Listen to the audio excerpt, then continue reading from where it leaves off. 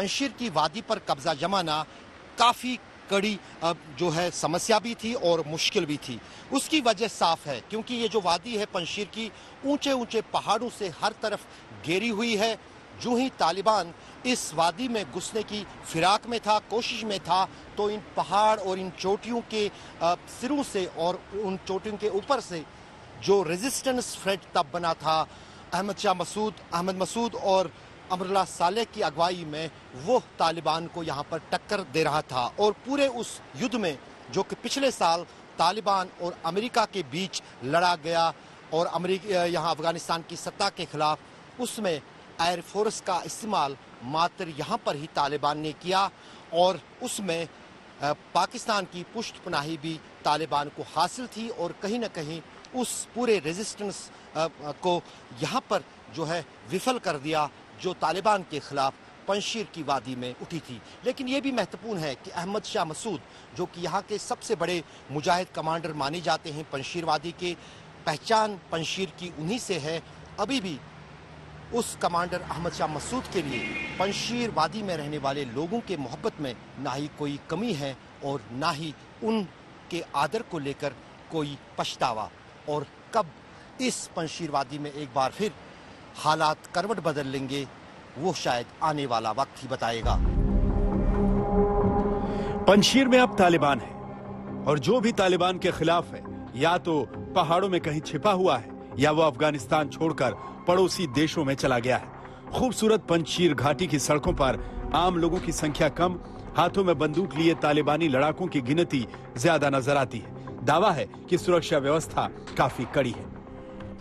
पिछले साल अगस्त के महीने में जब तालिबान ने अफगानिस्तान पर कब्जा जमाया तो पंजशीर की ये वादी मात्र एक ऐसी जगह थी जहां पर तालिबान को काफ़ी मशक्कत करनी पड़ी कब्जे के लिए। यहां तक कि सितंबर के आखिर में इस गवर्नर हाउस पर, जो कि पंजशीर का गवर्नर ऑफिस है, उस पर झंडा फहराए जाने के बाद पंजशीर पर तालिबान ने अपने कब्जे का दावा किया और वो सही साबित हुआ। यहाँ तक कि अभी जो यहाँ पंजशीर में हमारी तालिबान के कमांडरों से बात हुई तो उनका कहना था कि अभी भी रात के दौरान गश्त होती है तालिबान की इन पहाड़ों में, क्योंकि पूरी वादी जो है पहाड़ों से घिरी हुई है।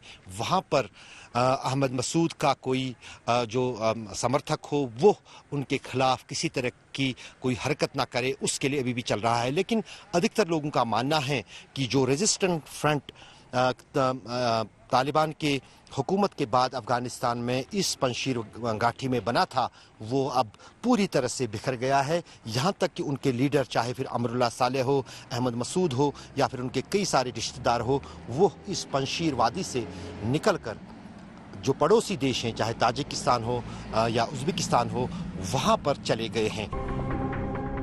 पंजशीर का इतिहास ही ऐसा है कि तालिबान भी पक्की तौर पर यह नहीं कह पाता कि यहाँ पर पूरी तरह से उसका कब्जा है।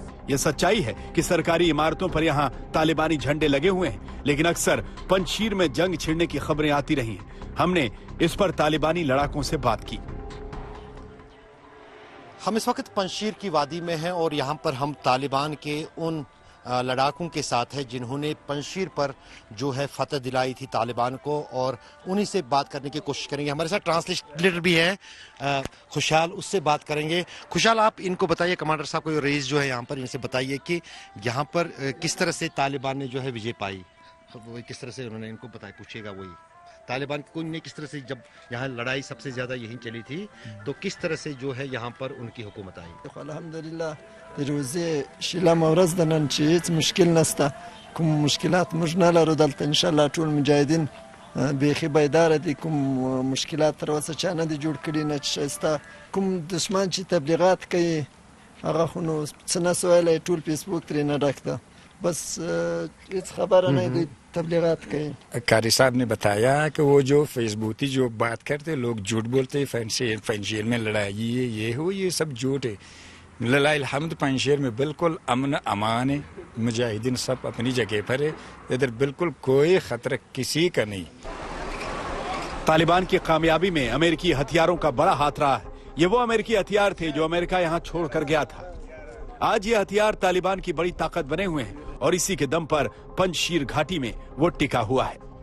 पिन बोल्तिक और कंधार में जो तालिबान की आगे आगे बढ़ रहे थे तो कहा गया एक बार कि 10-12 हज़ार जो मुजाहिदीन पाकिस्तान से उसमें सुपिन बोल्टिक में आए, फिर कंधार में आए, तो फिर उन्होंने शुरू कर दी तालिब के साथ साथ लड़ना शुरू कर दिया और यहाँ पर हुकूमत। हम तो इस बारे में कहना चाहेंगे कि जब से हम इधर आए हैं तो हमने किसी पाकिस्तानी तालिबान के उसका पास तिकाड़ पाकिस्तान का हमने नहीं देखा है।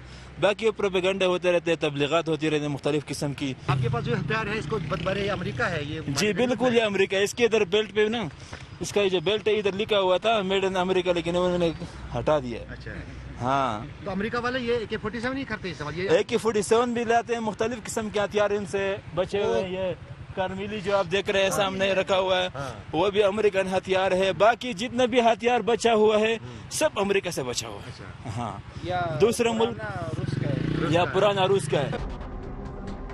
पंजशीर घाटी में फिलहाल तालिबानी लड़ाकों की गश्त ये इशारा देने के लिए काफी है कि यहाँ जंग तो नहीं चल रही, लेकिन माहौल शांत नहीं है। फिलहाल ये भी नहीं कहा जा सकता कि यहाँ से तालिबान को उखाड़ने की कोशिश हो रही है। ये दावा जरूर किया जाता है कि पंजशीर के पहाड़ों में रेजिस्टेंट फोर्स के लोग छिपे हुए हैं, लेकिन फिलहाल उनकी तरफ से भी विद्रोह की आवाज नहीं आती। पंजशीर, अफगानिस्तान से अशरफ वानी, आज तक।